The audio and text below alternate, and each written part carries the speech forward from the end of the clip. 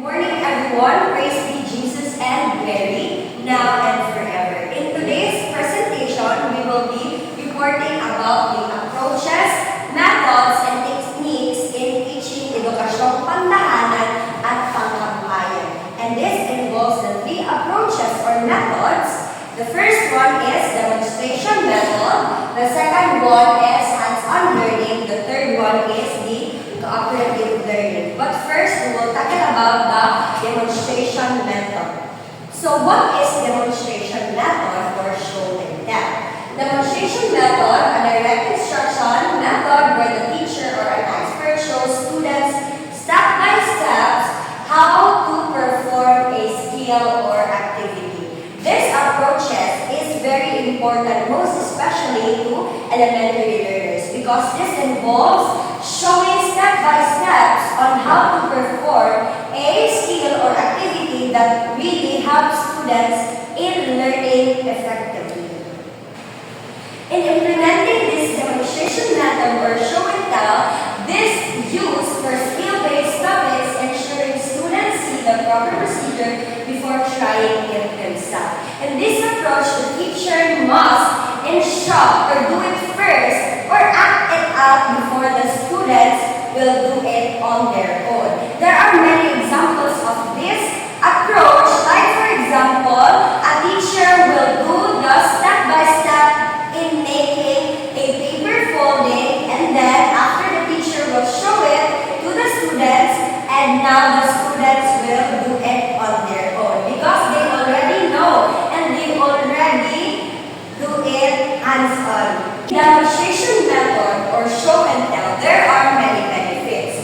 But before that, let us read the benefits of it. Reduces fear of errors, provides a clear model for mastery, and allows for immediate feedback. In this approach, everyone, there are many benefits. Like for example, the student will understand better. Number two, the students are less afraid to make mistakes because they already know and they already do it hands-on and perform it well. And of course, the students will have a clear examples to follow because the teacher do it first and show the students on how to properly do it. And lastly, students learn the correct way to do the task. And for our second approach, that would be hands-on learning or experiential education, an active learning by doing approach where students directly engage with materials and tools. So this is where learning becomes meaningful to learners, to mga students, because the reality sa hands-on learning, the name itself, hands-on learning, the students or the learners must have or must do something using their hands. Dapat na sila magkulitan. A perfect example for that is ang subject na PLE, which is where we will do cooking or deboning or table napkin designs. That is all hands-on learning. They are experiencing it. Okay? And the next one is implementation. Students participate in practical, tactile activities to gain competence. An example is agri-fishery or industrial arts. For example, for that is, here's the agri-fishery. Agri-fishery is that they will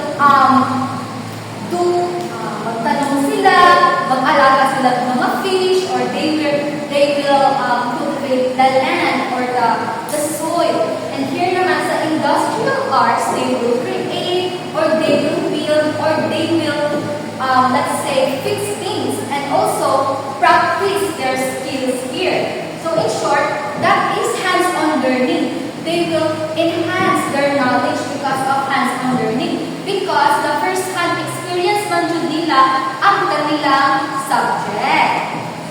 And the benefits: increases retention of knowledge, boosts creativity, and builds confidence in practical skills. So right here, in hands-on learning kasi, as I mentioned kanina, the learners must experience or must do like naano sila maglitan when it comes to hands-on experience. An example for that is science. Diba? They do experiments or they do projects like yung volcanoes or yung solar system. And because of that, mas broaden ang knowledge sa bata. Mag-increase ang kanilang retention of knowledge, boost of creativity, and build confidence. Mas masabta nila ang kanilang subject. Mas ma-longer nila sabot or mas masabta layo nila ang subject. Okay? Talk about the third approach, which is the cooperative learning approach.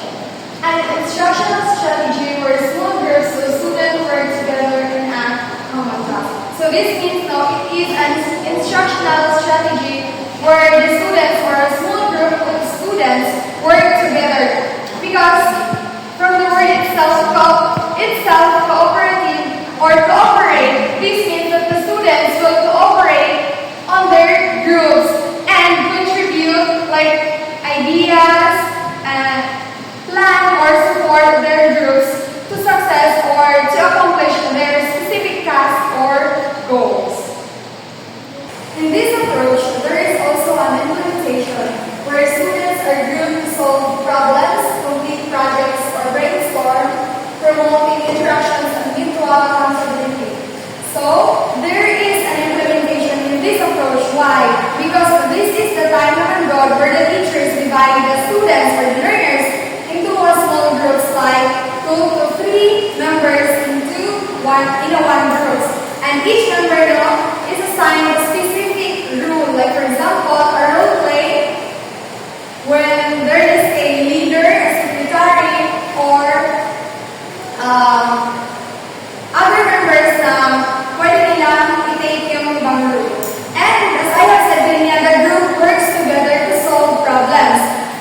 And they give a support or plan or ideas for their tasks so that they will accomplish their specific task. And the teacher will also monitor and facilitate the learners. And after that, the learners will present their outputs after they make those outputs. In this approach, there are also advantages or benefits in which can help the students to develop their different skills or their skills and strengths.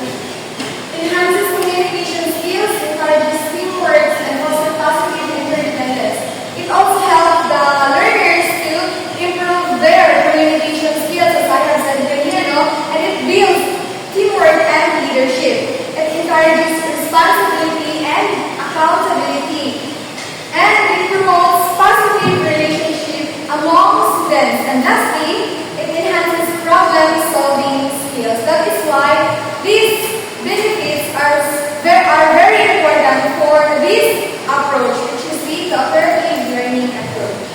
If there is different or specific approaches, there are also different or other essential methods in PPP. First, let's talk about project-based learning. Project-based learning is learners gain knowledge through planning and execution of practical long-term projects. This means that it is a teaching method where the students gain knowledge and skills by working on a long-term project that involves planning, research, real-world application. Like for example, a research that is one of the examples of project-based learning. Why? Because it is a long-term project that needs also a plan, research, of course, and it helps the learners to gain their knowledge and skills by working that specific project. The second one is the instructional module. Instructional modules also contains structured learning, packages that allow for self-paced, individualized study. Okay, this means that instructional modules are self-contained